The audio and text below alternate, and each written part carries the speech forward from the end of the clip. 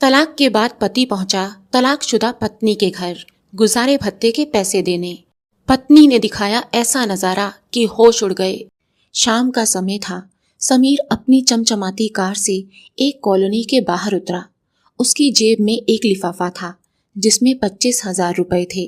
Court द्वारा तय किया गया गुजारा भत्ता। समीर के होठों पर एक क्रूर मुस्कान थी। वो सोच रहा था, आज देखूंगा उस महारानी को।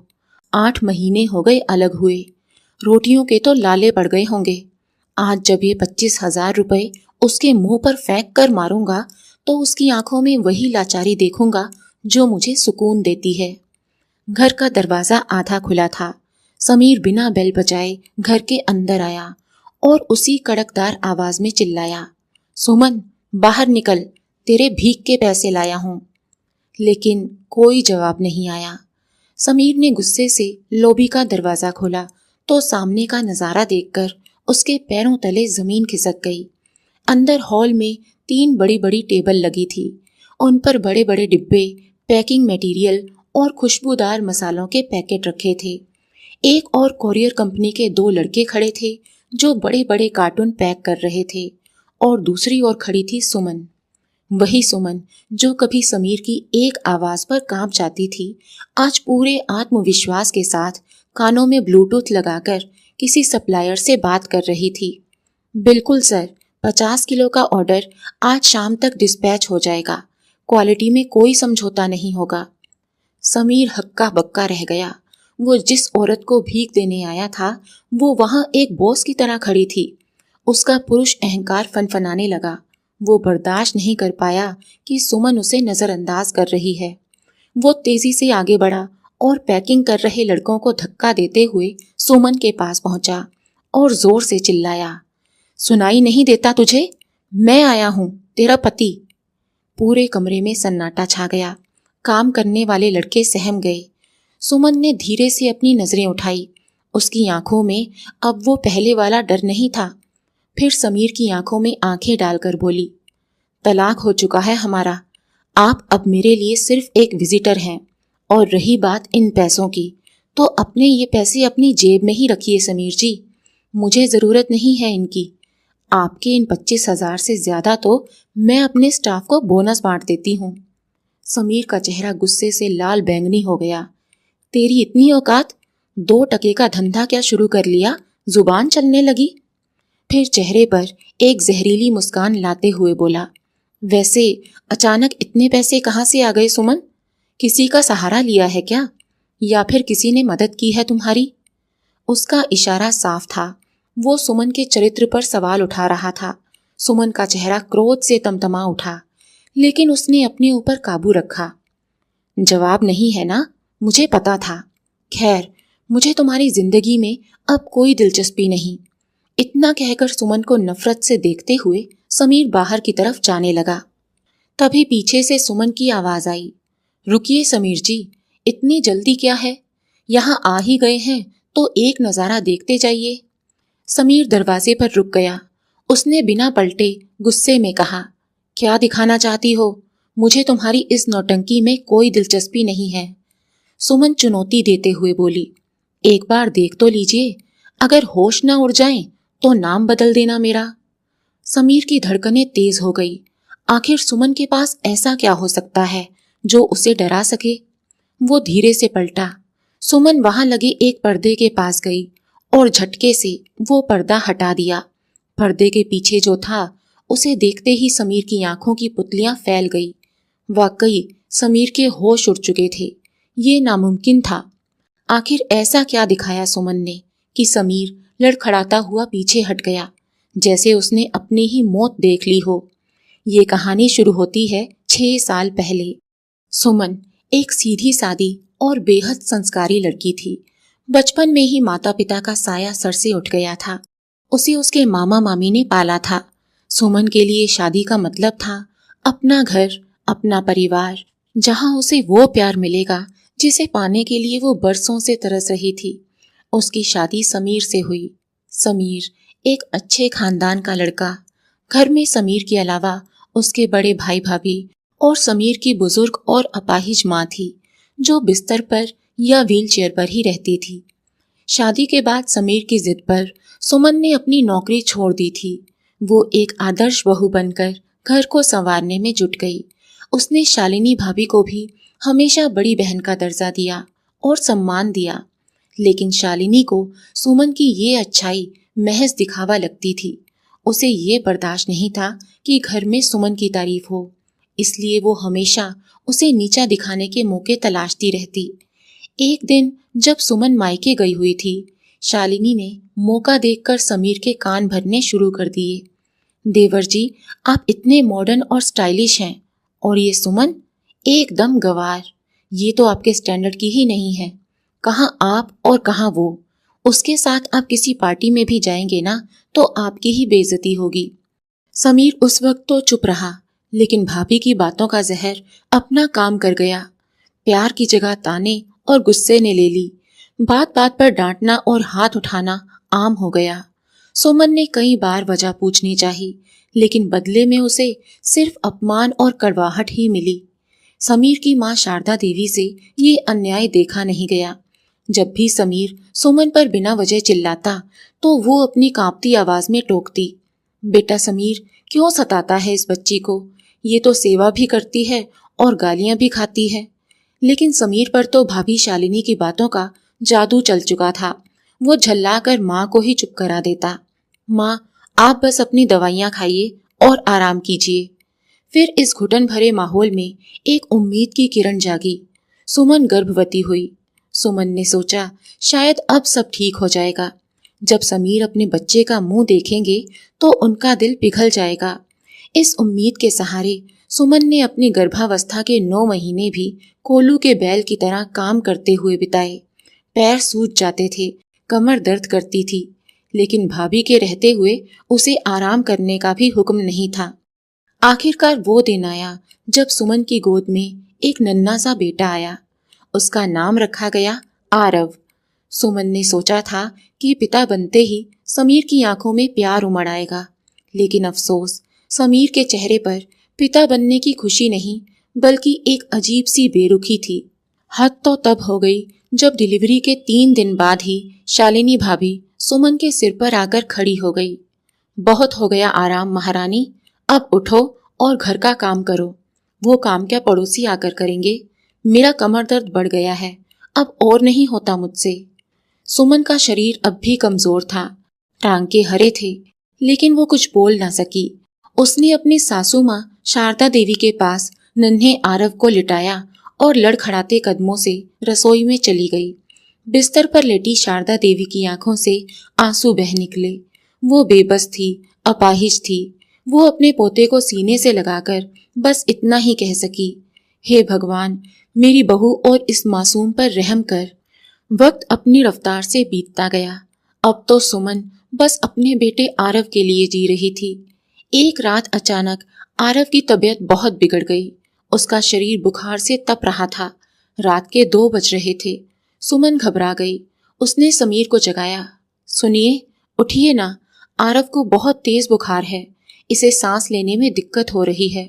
प्लीज गाड़ी निकालिए, हमें अभी हॉस्पिटल जाना होगा। समीर ने नींद में खलल पड़ने पर गुस्से में चादर फेंक दी। दिमाग खराब है तुम्हारा? रात के 2 बजे कौन सा डॉक्टर बैठा होगा? और मैं दिन भर ऑफिस में काम करता हूँ, अब रात को भी चैन से नहीं सोने दोगी क्या? चुपचाप सुलाओ उसे, सुबह देखेंगे। कहकर समीर ने करवट बदली और सो गया।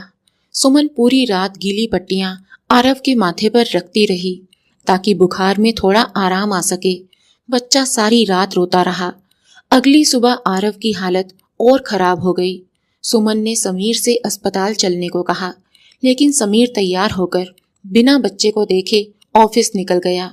सुमन बच्चे को गोद में लेकर खुद ही अस्पताल जाने के लिए निकली, पर कोई रिक्शा नहीं मिल रहा था। पड़ोस वाली आंटी अपने बेटे के साथ कार में कहीं जा रही थी। उन्होंने सुमन की हालत देखी तो आकर बोली, अरे सुमन बेटा, क्या हुआ? सुमन ने बताया कि बच्चे की हालत बहुत खराब है, तो आंटी ने कहा, जल्दी हमारे साथ कार में बैठो, हम हॉस्पिटल छोड़ देते हैं। सुमन ने शुक्रिया अदा किया और गाड़ी में बैठ गई।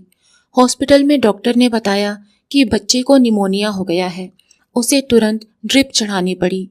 बच्चे की हालत स्थिर होते होते शाम हो गई। पड़ोसी आंटी और उनका बेटा इंसानियत के नाते सुमन को वापस घर छोड़ने आए। शाम का समय था। समीर ऑफिस से लौट चुका था। अंदर आकर उसने सुमन के बारे में पूछा तो शालिनी भाभी बोली, क्या मालूम कहाँ गई है। वैसे आपको अपनी पत्नी को काबू में रखना चाहिए देवर जी। सुबह से ही गायब है महारानी। घर का सारा काम मुझे करना पड़ा। तभी सामने एक कार आकर रुकी। समीर ने देखा, कार से सुमन अपने बच्चे को लेकर उतरी। ड्राइविंग सीट पर पड़ोसी का जवान बेटा बैठा था और पीछे वाली सीट पर उसकी माँ। लेकिन शालिनी भाभी द्वारा बोया गया शक का बीज समीर की आंखों पर पट्टी बांध चुका था। उसे पड़ोसी आंटी नहीं दिखी, उसे बच्चे की बीमारी नहीं दिखी। उसे दिखा तो बस ये कि उसकी पत्नी किसी गैर मर्द की गाड़ी से उतर रही है। सुमन जैसे ही घबराती हुई घर के अंदर दाखिल हुई, समीर दरवाजे के पीछे ही खड़ा था। उसकी आंखें अंगारों की तरह लाल थी। कहाँ से आ रही है तू? समीर शेर की तरह गुर्राया। सुमन ने कांपते हुए कहा, वो आरव की तबीयत बहुत खराब थी तो आंटी ने। चुप! समीर इतनी जोर से चिल्लाया कि गोद में लेटा बीमार आरव सहम कर रोने लगा। बहाने मत बना, मैं सब जानता हूँ। मेरे ऑफिस जाते ही तू गुलछर्रे उड़ाने निकल जाती है और ढाल बनाती है इस बच्चे को। सुमन के पैरों तले जमीन खिसक गई। आप ये क्या कह रहे हैं? मैं तो बच्चे के इलाज के लिए। इससे पहले कि सुमन अपनी बात पूरी कर पाती, एक जोरदार तमाचा सुमन के गाल पर पड़ा। उसकी आंखों के आगे अंधेरा छा गया। वो गिरते गिरते बची। शारदा देवी व्हील चेयर पर कमरे से बाहर निकली और चिल्लाई, समीर मत मारो बहू को। लेकिन समीर का पागलपन सर चढ़कर बोल रहा था, आज इसका हिसाब करके ही रहूंगा। कहते हुए उसने दूसरा तमाचा मारा, फिर तीसरा। सुमन के होंठ फट गए, खून बहने लगा। वो फर्श पर गिर पड़ी, अपने बच्चे को सीने से चिपकाए हुए। वो मार खा रही थी, लेकिन अपने बच्चे को एक खरोंच नहीं आने दे रही थी। समीर ने सुमन के बाल मुट्ठी में जकड़ लिए और उसका चेहरा ऊपर उठाया। चरित्रहीन औरत, मेरे घर की इज्जत को सड़क पर उछालती है। जिस पड़ोसी के साथ घूम रही थी उसी के पास ही क्यों नहीं चली गई? सामने शालिनी कॉफी पीते हुए बड़े आराम से ये दृश्य देख रही थी। उसके चेहरे पर एक क्रूर मुस्कान थी। उसका मिशन कामयाब हो रहा था। घर में आग लग चुकी थी। हर थप्पड़ के साथ समीर की गालियां और ऊंची होती जा रही थी। दर्द की इंतहा हुई तो सुमन के सब्र का बांध टूट गया। उसने चीखते हुए समीर का हाथ झटक दिया। बस, बहुत हो गया। अब मैं तुम्हारे जुल्म और बर्दाश्त नहीं करूंगी। समीर एक पल को ठिठका, फिर क्रूर हंसी हंसते हुए बोला, अच्छा तो क्या करोगी? कहाँ जाओगी? मैं अभी अपने घर अपने मामा के पास जा रही हूँ। सुमन ने फोन उठाया और समीर के सामने अपने मामा का नंबर मिलाया, लेकिन फोन मामी ने उठाया। हेलो? सुमन फफक पड़ी। मामी, मुझे यहाँ से ले जाओ मामी। अरे आखिर हुआ क्या है? मामी हैरानी से बोली। सारी बात बताते हुए सुमन रोते हुए बोली, मामी, ये आदमी मुझे जान से मार देगा। अब मुझसे और नहीं सहा जाता। सुमन को उम्मीद थी कि मामी तड़प उठेंगी, लेकिन उधर से आवाज आई, देख सुमन, अब तू बच्ची नहीं है। तेरे मामा हार्ट पेशेंट हैं। उन्हें ये सब बताकर मैं उनकी जान जोखिम में नहीं डाल सकती। और सुन, लड़कियों का असली घर ससुराल ही होता है। इस घर से डोली उठी थी तेरी, अब ससुराल से अर्थी निकलनी चाहिए। हमें दोबारा परेशान मत करना। फोन कट गया। सुमन के हाथ से फोन फिसलकर गिर गया। वो पत्थर की मूरत बनी खड़ी रह गई। कमरे में सन्नाटा था। भले ही फोन स्पीकर पर नहीं था, लेकिन फोन पर चल रही सारी बातें सबको सुनाई दे रही थी।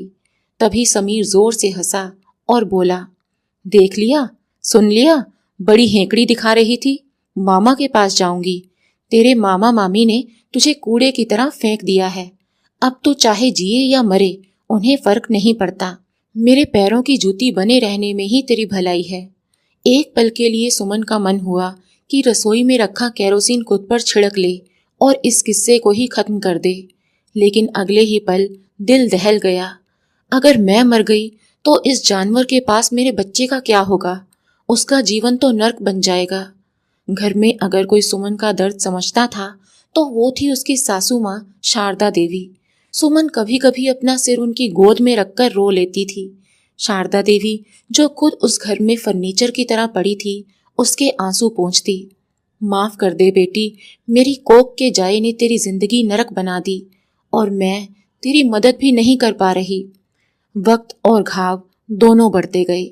सुमन उस घर में सिर्फ एक बंधुआ मजदूर बनकर जी रही थी। शादी को 5 साल बीत गए। आरव अब 4 साल का हो गया था और वो उम्र से पहले समझदार हो गया था। एक दोपहर सुमन के फोन पर एक अनजान नंबर से कॉल आया। हेलो मिसेस सुमन, मैं आरव की क्लास टीचर बोल रही हूँ। जी मैडम, आरव ठीक तो है? सुमन बोली।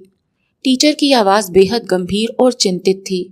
मिसेस सुमन, मुझे आपसे एक बहुत जरूरी बात करनी है। आज क्लास में हमने बच्चों को माय फैमिली टॉपिक पर बोलने के लिए कहा। सब बच्चों ने खुशी खुशी बताया, लेकिन जब आरव की बारी आई तो वो चुप रहा। जब मैंने जोर दिया तो उसने जो कहा मुझे यकीन नहीं हुआ। उसने कहा, मुझे घर जाना अच्छा नहीं लगता। वहाँ पापा मम्मी को बहुत मारते हैं, वो राक्षस जैसे हैं। सुमन के पैरों तले जमीन खिसक गई। टीचर ने आगे कहा, मैडम, आरव डरा हुआ है। उसके दिल और दिमाग पर घर के माहौल का बहुत बुरा असर पड़ रहा है। ध्यान रखिए उसका। फोन कट गया, लेकिन सुमन के कानों में वो शब्द गूंजते रहे, पापा राक्षस जैसे हैं।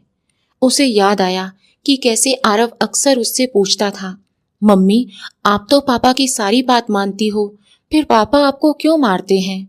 मेरे दोस्त के पापा तो उससे बहुत प्यार करते हैं, मेरे पापा मुझे प्यार क्यों नहीं करते?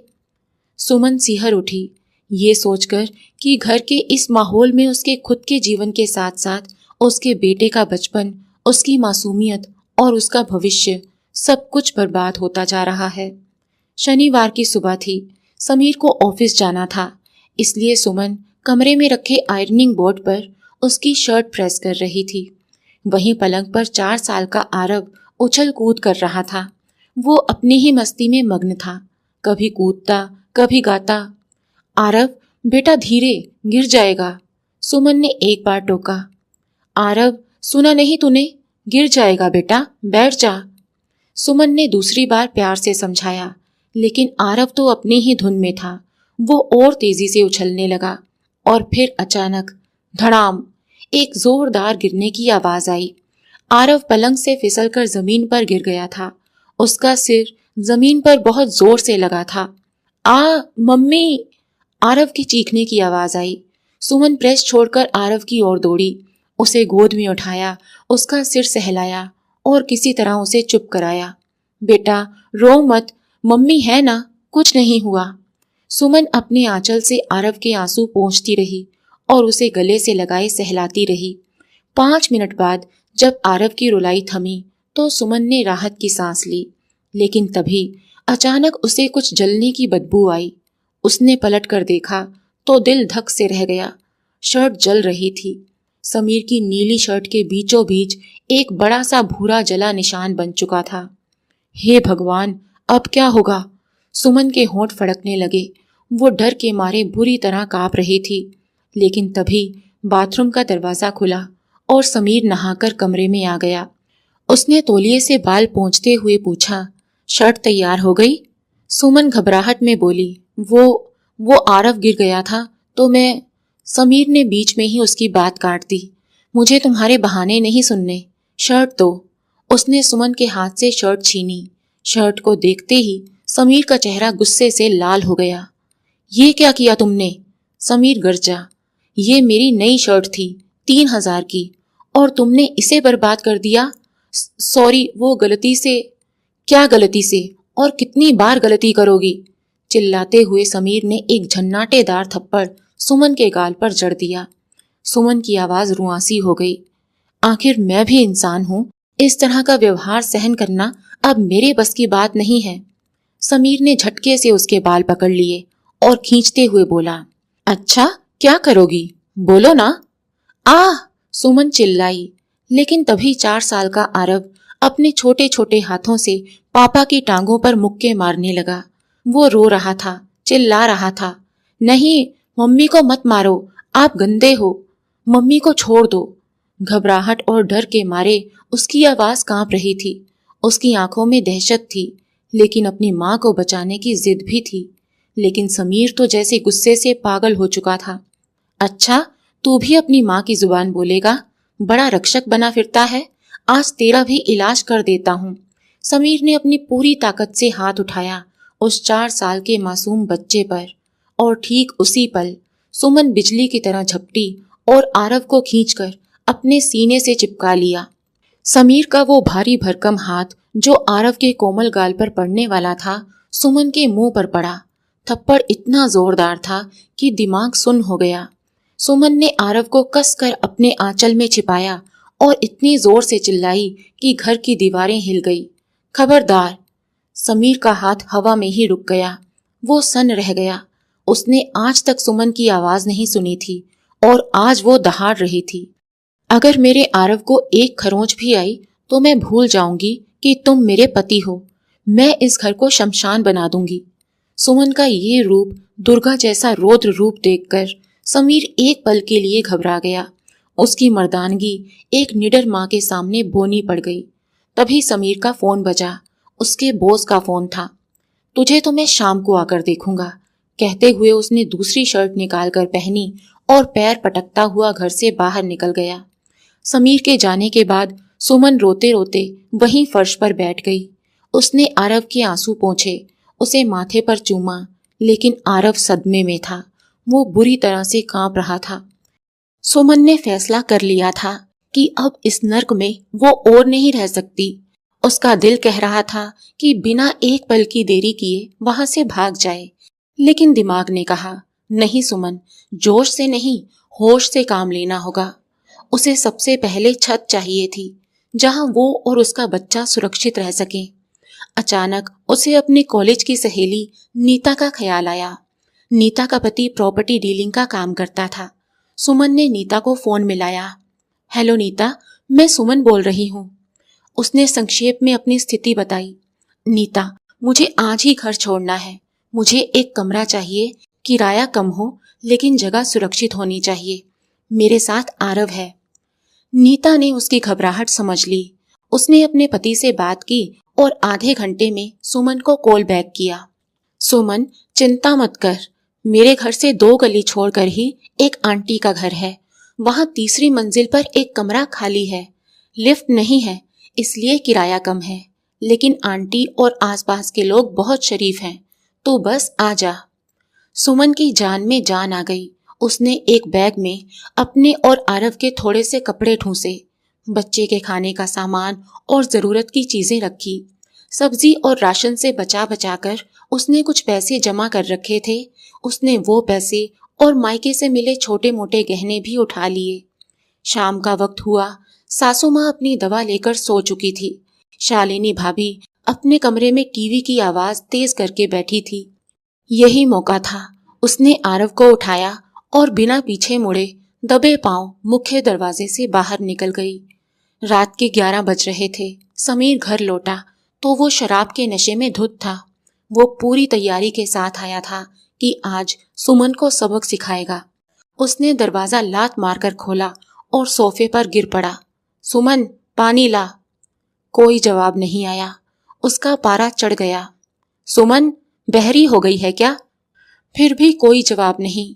वो उठकर पहले अपनी माँ के कमरे में गया, फिर भाभी के कमरे में। शालिनी भाभी ने मौका देखा और हमेशा की तरह आग में घी डाल दिया। देवर जी दोपहर से गायब है महारानी। जरूर किसी यार दोस्त के साथ गुलछर्रे उड़ाने गई होगी। बच्चा भी साथ ले गई ताकि लौटकर बहाने बना सके। ये सुनते ही समीर का नशा और गुस्सा दोनों पागलपन की हद पार कर गए। उसने पास रखा गुलदस्ता उठाकर दीवार पर दे मारा।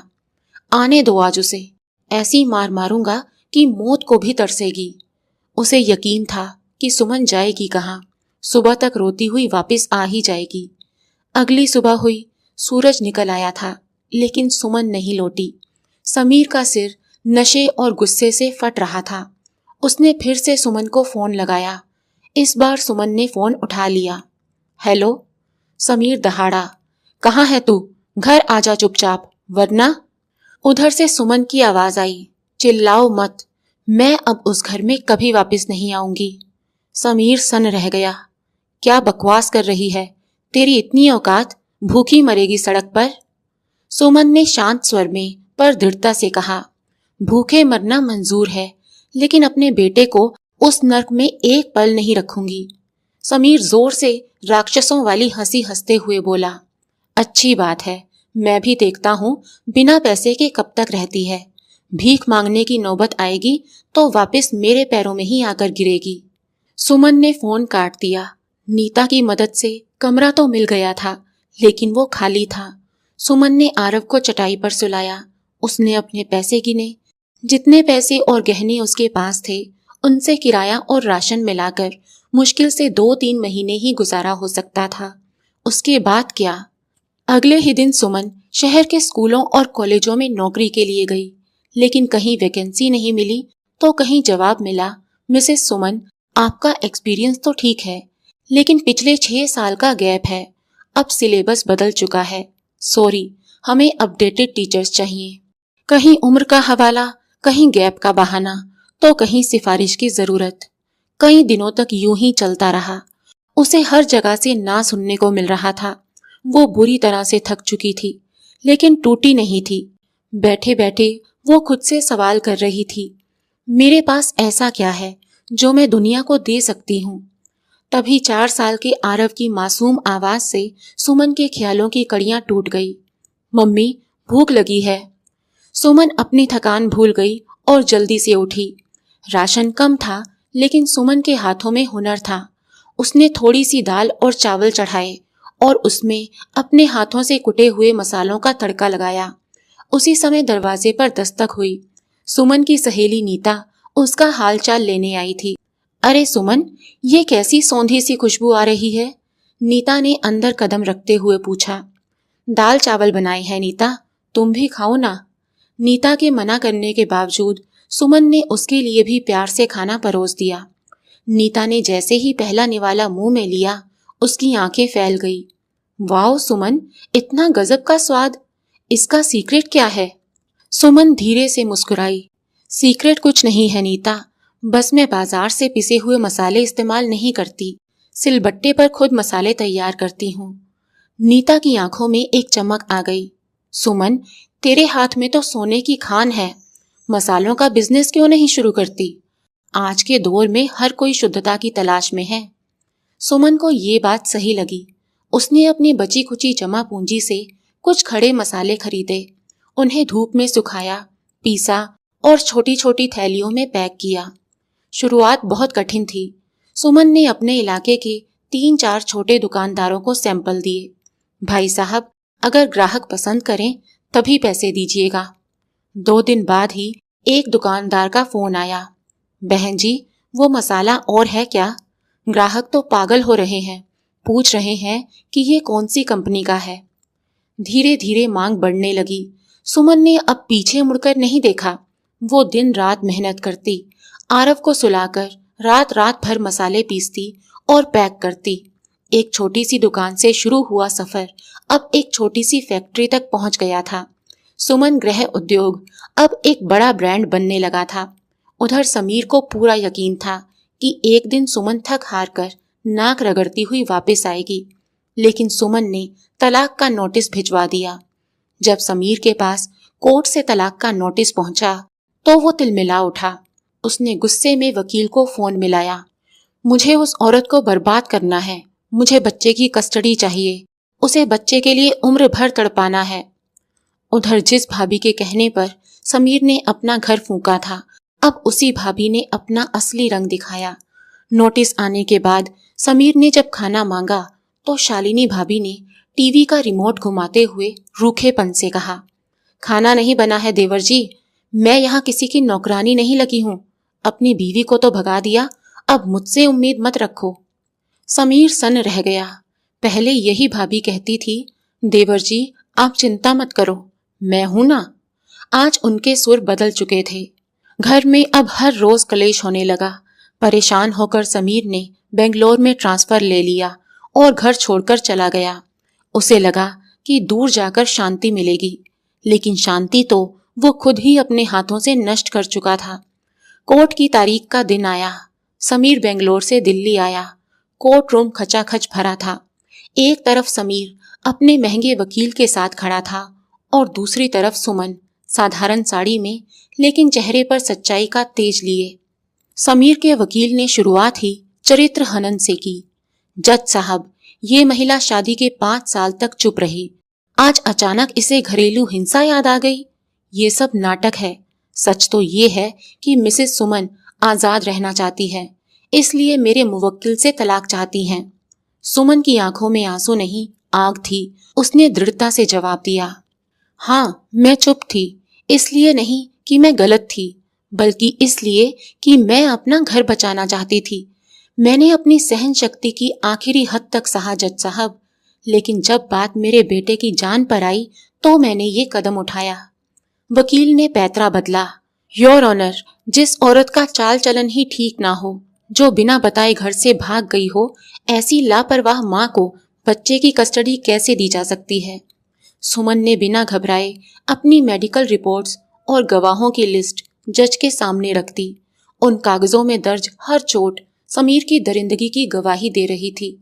लेकिन केस का सबसे बड़ा मोड़ तब आया जब नन्हे आरव को गवाही के लिए बुलाया गया। 5 साल के आरव को जज साहब ने अपने पास बुलाया और प्यार से पूछा, बेटा, आप किसके साथ रहना चाहते हो, मम्मी या पापा? आरव की आंखों में वही डर तैर गया। उसने जज से कहा, मैं अपनी मम्मी के साथ रहूंगा। पापा बहुत बुरे हैं। वो मम्मी को बहुत मारते हैं, जोर जोर से चिल्लाते हैं। मम्मी रात भर रोती रहती थी। मुझे पापा से डर लगता है। मैं उनके पास नहीं जाना चाहता। एक मासूम बच्चे की गवाही ने समीर के सारे झूठ, सारे पैसे और सारी दलीलों को ध्वस्त कर दिया। फैसला सुमन के पक्ष में हुआ। जज ने समीर को आदेश दिया कि वो सुमन और बच्चे के भरण पोषण के लिए हर महीने 25,000 रुपए गुजारा भत्ता देगा। समीर कोर्ट से बाहर निकला, हारा हुआ, अपमानित। उसे लगा था कि वो केस जीत जाएगा, लेकिन आज एक बच्चे के सच ने उसे हरा दिया था। और आज 8 महीने बाद समीर वही 25,000 रुपए देने सुमन के घर पहुंचा था। उसके मन में अब भी वही जहर था। उसने सोचा था कि सुमन को फटे हाल देखेगा, रोटियों के लाले पड़ गए होंगे, लेकिन यहाँ तो नजारा उल्टा ही था। सुमन बेचारी नहीं, मालकिन बनकर खड़ी थी। जब सुमन ने उसके पैसे ठुकरा दिए तो समीर का अहंकार उसे वहां से जाने के लिए उकसाने लगा। वो पलटा ही था कि सुमन की आवाज ने उसे रोक लिया। रुकिए समीर जी, यहाँ आ ही गए हैं तो एक नजारा देखते जाइए। होश न उड़ जाए तो नाम बदल देना मेरा। समीर के कदम ठिठक गए। एक अजीब सी बेचैनी ने उसे घेर लिया। आखिर सुमन के पास ऐसा क्या है जो उसे डरा सके? एक ही पल में उसने अपने दिमाग के घोड़े पूरी ताकत से दौड़ा दिए। आखिरकार वो मुड़ा। सुमन उस बड़े से पर्दे के पास खड़ी थी। समीर की सांसें अटक गई और सुमन ने एक झटके से वो पर्दा हटा दिया। पर्दे के पीछे जो था, उसे देखते ही समीर की आंखों की पुतलियां फैल गई। उसके हाथ से पैसों का लिफाफा छूटकर जमीन पर गिर गया। उसके गले से जोरदार चीख निकली, माँ! सामने एक खाट पर और कोई नहीं, समीर की बूढ़ी और अपाहिज माँ शारदा देवी बैठी थी। साफ सुथरे कपड़े पहने, चेहरे पर सुकून, और गोद में आरव सिर रखकर सो रहा था। उसकी माँ उसे एकटक देख रही थी। समीर का पूरा शरीर कांपने लगा और लड़खड़ाते कदमों से दौड़कर माँ के पास गया और उनके घुटनों के पास बैठ गया। उसका गला सूख चुका था। माँ, ये सब क्या है? आप यहाँ? आप तो घर पर थी, भाभी के पास। फिर आप इस औरत के घर में क्या कर रही हैं? शारदा देवी ने समीर का हाथ अपने घुटने से हटा दिया। उनकी आंखों में अब ममता नहीं, बल्कि एक गहरी पीड़ा और अंगारे थे। घर? कौन सा घर बेटा? शारदा देवी की आवाज कांपी। जिस दिन तो बेंगलुरु में शिफ्ट हो गया था, उसके अगले ही दिन तेरी भाभी ने अपना असली रंग दिखा दिया। उसने कहा, मैं किसी बूढ़ी अपाहिज का बोझ नहीं उठा सकती, और मुझे एक वृद्धाश्रम में फेंक आई। समीर की आंखों की पुतलियां स्थिर हो गई। वृद्धाश्रम? हाँ, वृद्धाश्रम। शारदा देवी की आंखों से आंसू बह निकले। लेकिन वो आश्रम नहीं, नर्क था बेटा। वहां हम जैसे लाचार बुजुर्गों को 2 वक्त की रोटी के बदले में जानवरों की तरह काम करवाया जाता था।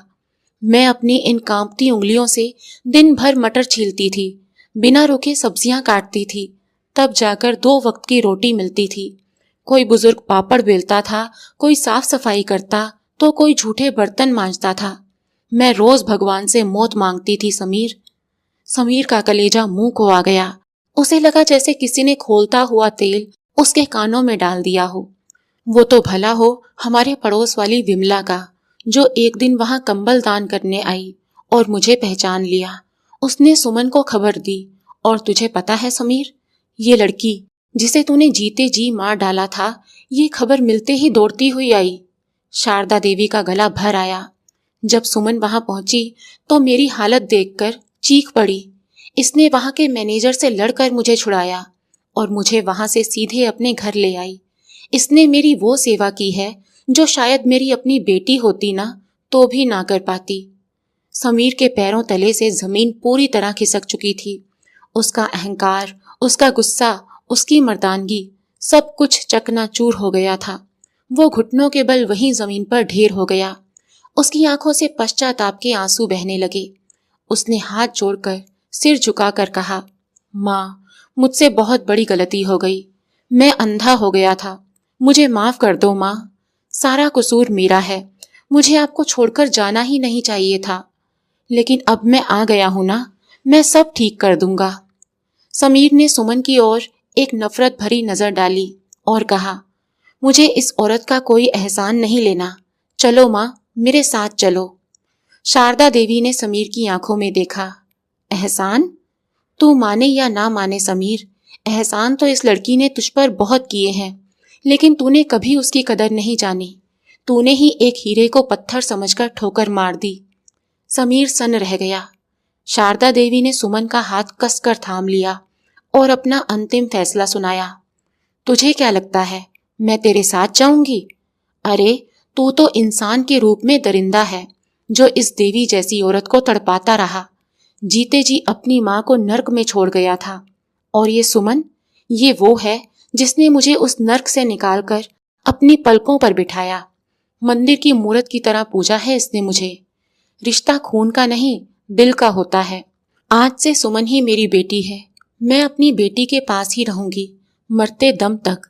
तू जा सकता है। समीर को लगा जैसे किसी ने उसका अस्तित्व ही मिटा दिया हो। उसकी अपनी माँ ने उसे त्याग दिया था। वो धीरे से खड़ा हुआ। अब उसके पास ना पत्नी थी, ना बेटा और ना ही माँ। फर्श पर गिरे वो 25,000 रुपए अब उसे महज कागज के टुकड़े लग रहे थे। वो मुड़ा और भारी कदमों से सिर झुकाए दरवाजे से बाहर निकल गया। पीछे कमरे में एक अलग ही दृश्य था। सुमन, आरव और शारदा देवी तीनों एक दूसरे के गले लगे हुए थे। उनकी आंखों में आंसू थे। सुमन ने साबित कर दिया था कि औरत जब अपने साहस और आत्मसम्मान से आगे बढ़ती है तो वो सिर्फ अपनी तकदीर नहीं बदलती, बल्कि हर उस औरत के लिए एक मिसाल बन जाती है जिसे दुनिया ने कमजोर समझने की भूल की थी। तो दोस्तों, आपको क्या लगता है, समीर के साथ जो हुआ क्या वो सही था? अपनी राय कमेंट बॉक्स में जरूर लिखें। कहानी पसंद आई हो तो वीडियो को लाइक और चैनल को सब्सक्राइब जरूर करें। कहानी को अंत तक सुनने के लिए आपका बहुत बहुत शुक्रिया।